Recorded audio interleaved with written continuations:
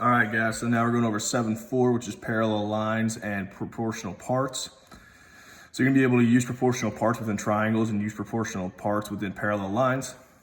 A mid-segment of a triangle is a segment with endpoints that are the midpoints of two sides of the triangle. Every triangle has three mid-segments. The mid-segments of a triangle ABC are RP, PQ, and RQ. Mid-segment triangle, the three mid-segments of a triangle form the mid-segment triangle, so it's another extra triangle. Triangle proportionality theorem. If a triangle or if a line is parallel to one side of a triangle and intersect the other two sides, then it divides the sides into segments of proportional lengths. So if BE is parallel to CD, then AB over BC equals AE over ED. The converse of proportionality theorem, so just the opposite of it, if a line intersects two sides of a triangle and separates the sides of the proportional corresponding segments, then the line is parallel to the third side of the triangle. So if AE over EB equals CD over DB, then AC is parallel to ED. The triangle midsegment theorem, in a midsegment of a triangle is parallel to one side of the triangle and its length is 1/2 the length of that side. So if J and K are midpoints of FH and HG respectively, then JK is parallel to FG and JK equals 1/2 of FG. The midsegment triangle, or another midsegment, the triangle midsegment theorem is similar to the trapezoid midsegment theorem, which states that the midsegment of a trapezoid is parallel to the bases and its length is 1/2 and the sum of the measures of the bases. This is something we learned in first semester in that last chapter. It's chapter 6, I believe. Another special case of triangle proportionality theorem involves three or more parallel lines cut by two transversals. Notice that if transversals A and B are extended, they form triangles with the parallel lines. All right, last couple vocab stuff for you. Proportional parts of parallel lines. So that same special theorem we were talking about. If three or more parallel lines intersect two transversals, then they cut off the transversals proportionally. So if AE is parallel to BF, which is parallel to CG, then AB over BC would equal EF over FG.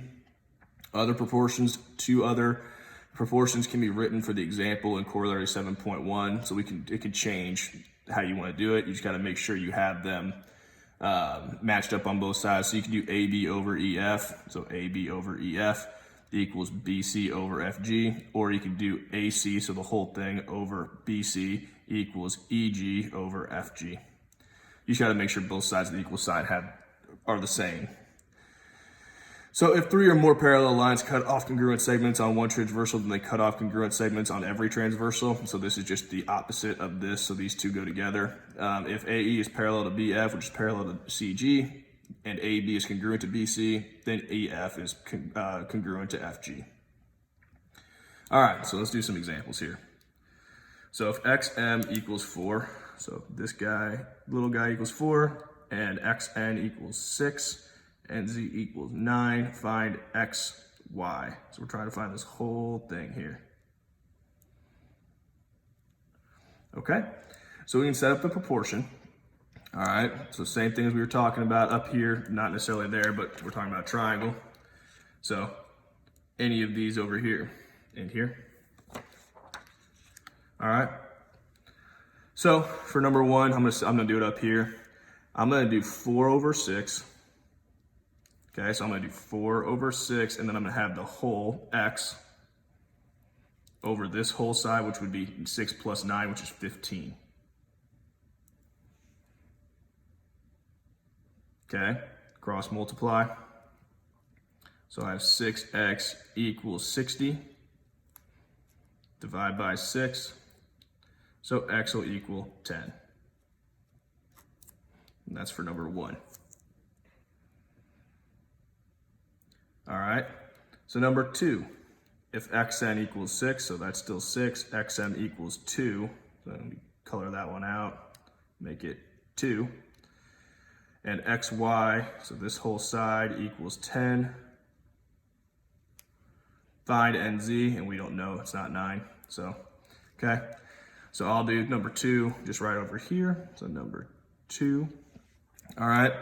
So I'm going to do I'm gonna do it differently this time. Since I went 4 and 6 like this, I'm gonna do 2 and 10. So I'm gonna stay on the same side for this one. So 2 over 10 equals, and then we would have, we'd have 6 over and then x. And remember, if I'm doing that, it's this whole thing, okay? So I would do 2 over 10, and then I'd have 6 over x, like that. I'll cross multiply.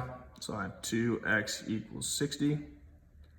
So x would equal 30. Now that's not my answer, because when I did that, if this whole thing is 30, okay, I need to find nz. So I just do 30 minus 6. So nz equals 24. And the last one, number 3, that's actually on this triangle. I'm not using this triangle anymore. So if in triangle ABC, BC, so this whole thing, this whole line is gonna be 15. BE is 6. DC is 12. And AD is 8. Determine whether DE is parallel to AB and justify your answer.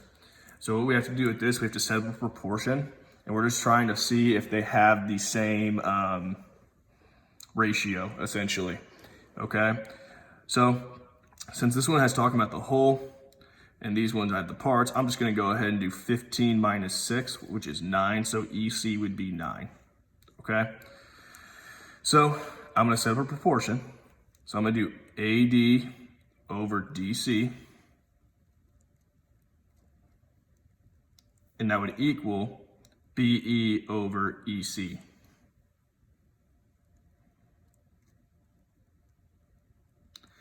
And if it works out that those two do equal each other when I plug these numbers in, then yes, these lines would be parallel. If it doesn't, then they are not. So AD is 8, DC is 12, BE is 6, and EC is 9. Okay, so right now it doesn't look like they're equal, but we need to simplify. Okay, so if I simplify this, if I do 8 and 12 are both divisible by 4. So if I do 8 divided by 4, that'd be 2. 12 divided by 4 would be 3. So that would be 2 over 3. 6 and 9 are both divisible by 3. So I would do 6 divided by 3, which is 2. 9 divided by 3 is 3. So 2/3 equals 2/3. That is correct. They do. So yes, those lines are parallel. And that is just the justification for our answer. All right, so JH is a midsegment of triangle KLM. Find the value of X. So we're talking about the midsegment of a triangle. So just a reminder, that is our formula. The midsegment is half the length of the larger side. So the midsegment is half, so KM is 22, would equal 1/2 X. I'm sorry, I just flipped that around. X is the midsegment, which is 1/2 of 22. Okay, so that makes sense. This is gonna be half as much as that, so X is gonna be 11. If I did it the other way, X would equal 44. So that should have been an easy catch for you because JH is shorter than KM, so it would not be 44. All right, so now this one, we have JH is the midsegment still, it's 5, and we're trying to find LM. So this time we would have 5 equals 1/2 of the big side, which is X. So we have 5 equals 1/2 X. So I multiply both sides by 2. I get 10 equals X. All right, refer to the map. 3rd Avenue and 5th Avenue are parallel. So we know these are parallel. If the distance from 3rd Avenue to the City Mall along State Street is 3,201 feet, so from 3rd Avenue, which is this side, along State Street to the City Mall is 3,201 feet. Find the distance between 5th Avenue and City mall along Union Street. So we're trying to find right here, okay? So there's our setup. So the first thing I did 3,201 minus 1,056 to find out what this distance would be. Okay, so I got 2,145 when I did that. Okay, that's just easier for my brain to set up my proportion that way. Okay, so then I did 1,056 over 2,145 equals 1,162 over x. And now this is just a normal proportion that we're just cross multiplying on, except we're just gonna have bigger numbers than usual.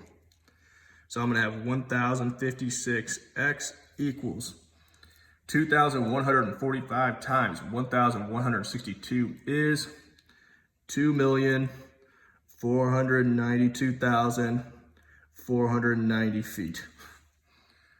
Make sure you have a calculator for this one. Divide by 1,056. So x would equal, and we're rounding to the nearest tenth, so that'd be 2,360.3 feet. And that's all for this section.